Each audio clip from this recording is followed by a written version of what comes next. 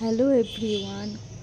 আর আমি যেদিন এই ভিডিওটা করেছি সেই দিন প্রচণ্ড পরিমাণে কুয়াশা পড়ছিল, মানে টানা 3-4 দিন ধরে কুয়াশা পড়ছিল।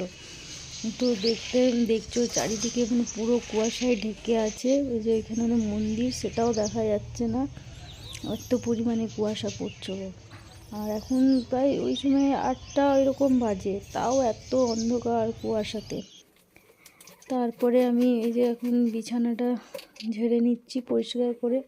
আর শীতকালে তো বিছানা গোছাতেই 1 ঘন্টা লেগে যায়। এখন আমি ওই যে বাজার থেকে লাউ নিয়ে এসেছিলাম, একদম কচি, সেটাই কেটে নিচ্ছি। ভাবছি লাউ পোস্ত করব, ভালো লাগে খেতে।